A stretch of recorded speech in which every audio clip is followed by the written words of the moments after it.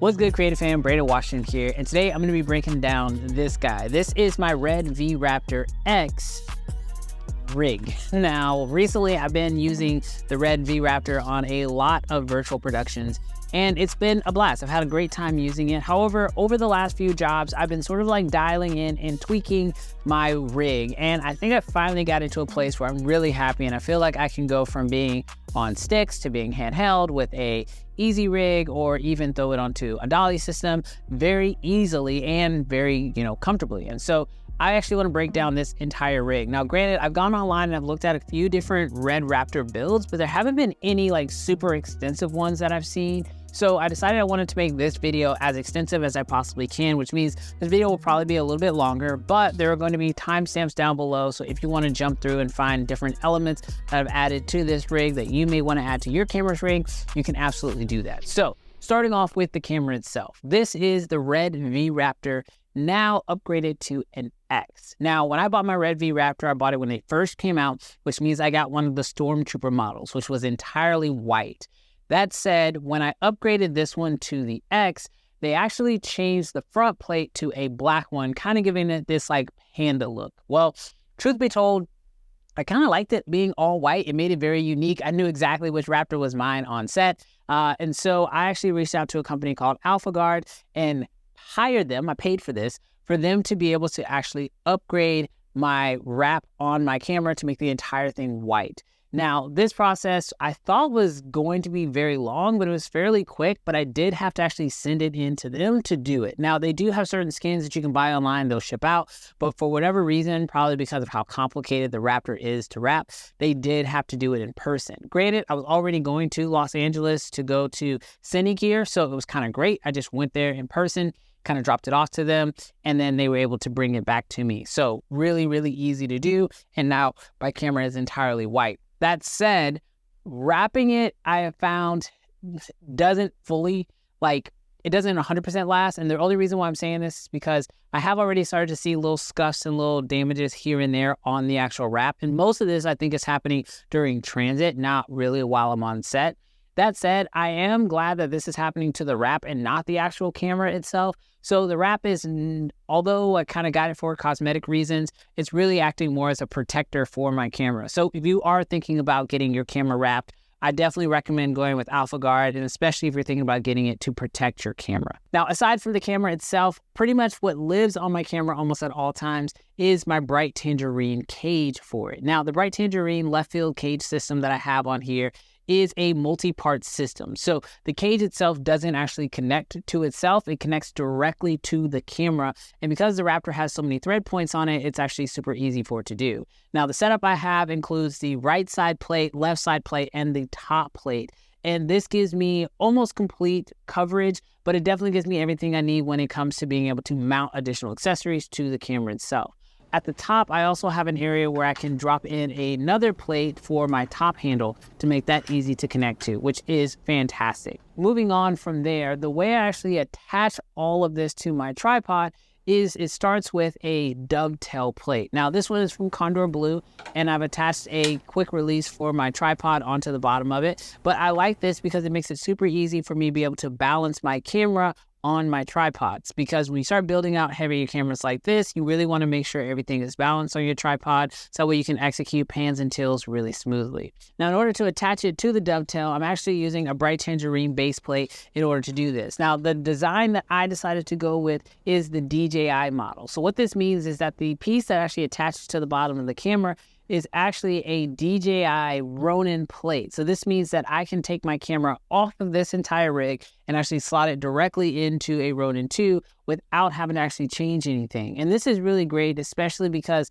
if I do ever take my camera off of sticks, 9 times out of 10, it is probably going to be going into a Ronin 2. And so by having that base plate being the exact same, it just makes things a little bit easier. Now, although mine does work with the DJI Ronin 2, if you do want one that works with the Movi or works with Manfrotto, you can absolutely do that. So once you take all those Bright Tangerine parts and you bring those together, that's actually how I mount my camera to the tripod. And from there is where I start building everything else. starting with audio. Now, as most people know, that there is no actual like 3.5mm jack on this system, so I actually decided to go with Red's XLR attachment. Now, this actually just screws directly into the side of the cage, and something else that I've added to this cage, especially to help with cable management, you're going to see this all over the camera, is Condor Blue's Mondo ties. This actually helps me to keep my cage nice and clean because, let's be honest, most of the time we're also going to be capturing some BTS content as well, so I want my cage to look as good as possible, but it also just helps to keep things from getting cluttered and you accidentally snagging a cable. So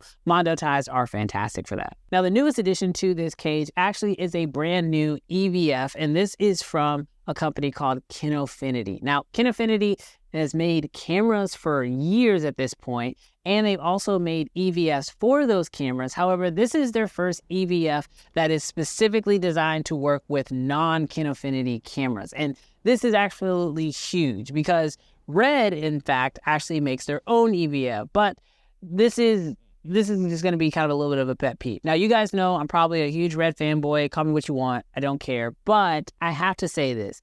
Red, when they came out with their EVF, made a huge mistake. See, currently, whenever I'm using this camera, I like to use the 7-inch touchscreen monitor. And that's because the only way to actually navigate menus or make any changes is with the small little pad on the side. And navigating through those buttons can be a little bit of a pain. Not impossible, but definitely a little bit of a pain. The alternative is to connect your phone. But in order to actually connect your phone or iPad to the camera, you still have to use those little buttons on the side in order to get into the connection window. Well, this is the reason why I like the 7-inch touchscreen. It makes everything so much easier. It's literally a touchscreen. You can navigate all your menus, and it's so easy. And it's a beautiful 7-inch display created by Small HD. Now, here's the problem with Red's EVF. For whatever reason, when it was developed, it kind of puts you in a weird conundrum. See, you can either use the 7-inch touchscreen or you can use Red's EVF. You can't use both at the same time. There's no SDI connection in order to connect it, which kind of makes it a non-starter. See, I'm not going to move away from the 7-inch touchscreen, which means using in Red's EVF was pretty much not going to happen for me. But this new Kinofinity EVF is fantastic. Now, it is a 1080p EVF, but honestly, you don't need anything more than that because your eye will not be able to tell the difference between 1080p and 4K at that size. It's very easy to use, very easy to set up. It comes with all the cables you need, including this extra cushion in case you want to make it a little bit easier on the eye. But I absolutely love what it does. Now, granted, it does have some tools built into it, things like false color, guides. It has center points. It actually allows you to do quite a bit in order to help you dial in your shot. However, because I'm going to be using the Red and I can use it as an SDI out and I can actually set that up how I want it to be, I normally just output my tools via SDI into the actual Kinofinity. So I don't really use all those features that it has, but it is nice that it does have it. One feature that I noticed that it didn't have, again, it's not going to really bother me too much, but it does not have any LUT support. So that is something that I noticed was missing. Maybe that's something that will come with a firmware update to it, but for me personally, I don't need it. When it comes to rigging it to the camera, it actually comes with everything you need there. It has a nice little attachment that you can just screw directly into the side of your cage, and then there is a rosette. It's sort of a half rosette, which is kind of unique, but you can directly just slide that on. There's a little attachment. You kind of lever that down, and you're pretty much good to go. There are some customizable, mappable function buttons on here, including the record button. Now, currently, I can't use that record button to actually run stop my actual camera. I'm not sure if I'm not doing something right there, but I haven't been able to figure out how to do that for myself. But I've been able to actually remap that record button to another function button, which has been pretty helpful. All right, now the next attachment to my rig is actually something that's not really for me, but it also gives me a little bit of peace of mind, and that is my wireless transmission system. Now, I've been using the Axu wireless transmission system for years. I had the original model, and now I have this newer one, and I absolutely love it. I love how small it is and how easy it is to actually attach it to the camera itself.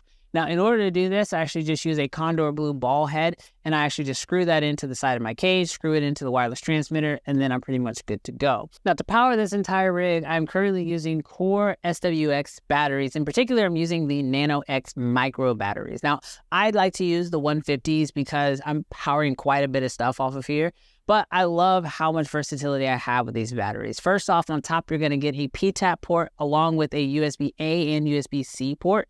And this is great because I actually use the USB-C to power my wireless transmitter, and I use the P-tap port in order to actually power my EVF. Now, something that's super unique about this battery is this is one of the first batteries that Core has come out with that actually has the USB-C PD port. Now, this is a brand new port that I think is going to be revolutionary in the future. However, it's still fairly new, but it's nice to know that this is on this battery, so that way I'm sort of future-proofed with this battery system. Now, the other thing that's nice about this battery is that it does have a status button at the top, and it reads out with this bright LED to let you know exactly what your battery percentage is. But it also doesn't just tell you the percentage, but it tells you the exact run time you have left on your battery. Now, on the front of this camera is obviously the RF mount, which most of the time I am running RF lenses. Like one of my favorite sets to go with right now has been the IRIX setup.